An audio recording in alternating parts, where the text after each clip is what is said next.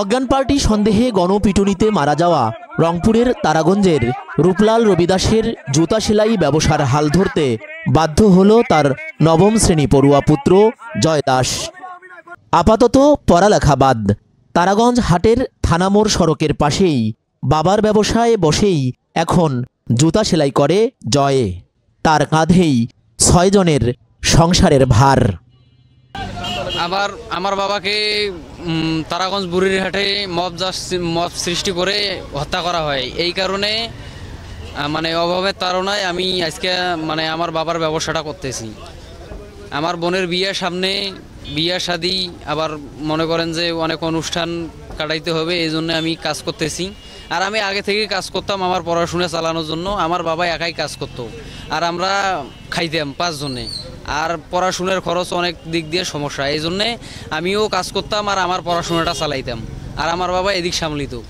তো এখন আমার বাবা যেহেতু হত্যা করা হয়েছে, এই জন্যে অভাবের তাড়নায় আমি আজকে আমার বাবার দোকানটাই করতেছি। সামনের দিনগুলোতে কি হবে সেই চিন্তা কুড়িয়ে কুড়িয়ে খাচ্ছে মা, বোন আর দাদিকে।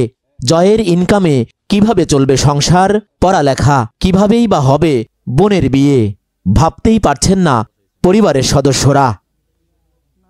ছেলের এইরকম দেখিয়ে তো আমি মা হয়ে ভেঙে পড়তেছি। যেখানে ছেলে স্কুলে থাকা কথা, বন্ধু বান্ধব নিয়ে পড়াশুনো করবে, পড়াশোনার শেষে খেলাধুলা করবে, সে জায়গায় ছেলে আমার দোকান করতেছে, দোকান করে সংসার চালানোর মানে চিন্তাধারায় আছে। কিন্তু এটা মা হয়ে আমি কিভাবে মেনে নেই? আমাদের কথা ছেলে মেয়ে 3 জনে পড়াশুনো করবে, পড়াশোনার ফাঁকে ফাঁকে খেলাধুলা অনেক কিছু ওদের চাহিদা ছিল। এখন চাহিদাটা সবগুলো এখন সংসারের হাল নেওয়ার কারণে সব শেষ।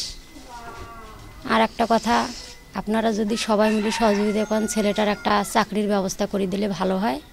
ও রাতের বেলায় পড়বে, পরীক্ষার সময় পরীক্ষা দেবে, দিনের বেলায় অফিস করবে, এটাই আপনাদের কাছে অনুরোধ।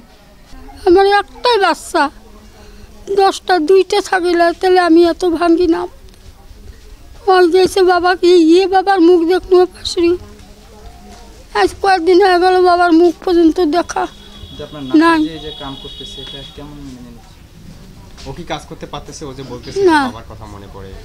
হ্যাঁ, বাবা ওই যে কাজ করবে বসে, ওই মানুষ আসি কয় বলে ইয়ারে বাবা মরে গেছে, আরে বাবা ডাঙ্গে মারছে, এই সবার থুয়ে কেমন করে কাজ করেছে। এলে কথা শুনিয়ে সবার আমন করে না, ওঠে কান্দি টান্দি দোকান টোকান আওতে থুয়ে বাড়ি চলে এসে আসি কয় মা এরকম এরকম। আমার মাক বলে দিদি মুখ, দিদি এরকম এরকম মানুষ কয় মুখ থাকবেন মনে হয় না, আমি কেমনি থাকি মুরকু না। আমার বাবা যেদিন মারা গেছে তার পরের দিন ছেলের বাড়িতে যাওয়ার কথা ছিল দিন তারিখ ঠিক করতে, তো তার আগের দিনেই তো আমার বাবা মারা গেছে। এখন আমার বাবার কথা, উনি আমাকে বিয়ে দিবেন, উনি থাকলে তো মনে করেন ব্যাংক থেকে লোন নিত কিংবা অন্যের কাছেও সাহায্য নিয়ে আমার বিয়েটা কমপ্লিট করতো। কিন্তু এখন তো আমার বাবা নাই, এখন বিয়ে আপাতত স্থগিত। আর আমার ভাই, ও তো ছোট মানুষ, ও কি এসব চালাইতে পারবে? ওর পক্ষে তো সম্ভব না। সেক্ষেত্রে এখন সবাই যদি সহযোগিতা করে, আমাদের পাশে দাঁড়ায়, তাহলে ভালো হয়। এলাকাবাসী চান নিহত রূপলালের সংসারে সহযোগিতা করুক সরকার। জয় দাসের লেখাপড়াটাও অব্যাহত থাকুক। সে তো মারাই গেছে। এখন মূলত আমাদের কথা হচ্ছে যে ওই ছেলেটা, তার পরিবারে 5-6 জন সদস্য, সে ছোট্ট মানুষ, সে কখনো কি ইনকাম করতে পারছে? ভাই পারবে না। এই সময়টা হচ্ছে তার পড়াশোনার সময়। সে কিভাবে তার বোনকে বিয়ে দিবে আর কিভাবে সে তার সংসার চালাবে? কারণ সে তো অনেক ছোটো, সে এটা সময় হচ্ছে তার খেলার বয়স ভাই।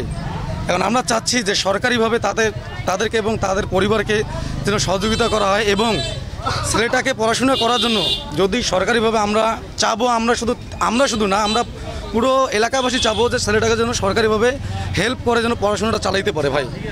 আমরা স্থানীয় বাজারে যা করি, মানে চলাফেরা করি, আমরা রূপলাল দাদাকে খুব ভালোভাবে চিনি। উনি অত্যন্ত একজন ভালো মানুষ ছিল।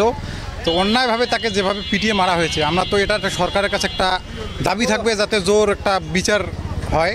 এবং তার পাশাপাশি তার ছেলে যে হয়তো মেধাবী ছেলে ছিল, কিন্তু সে এখন পেটের দায়ে সে এখন জুতা সেলাই করতেছে। আমরা চাচ্ছি সরকার যেন তার পাশে এসে তার ফ্যামিলির পাশে এসে যদি দাঁড়ায়, তাহলে তার পরিবারটাও একটু সচ্ছল হবে এবং তার পাশাপাশি তার পড়াশোনাটাও একটু সঠিকভাবে চালাতে হবে।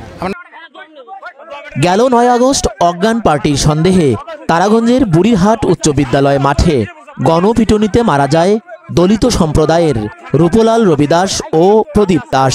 এ ঘটনায় মামলা হলেও এখন পর্যন্ত গ্রেপ্তার হয়েছে মাত্র 6 জন। জড়িতদের দ্রুত বিচারের আওতায় আনার দাবিও এলাকাবাসীর।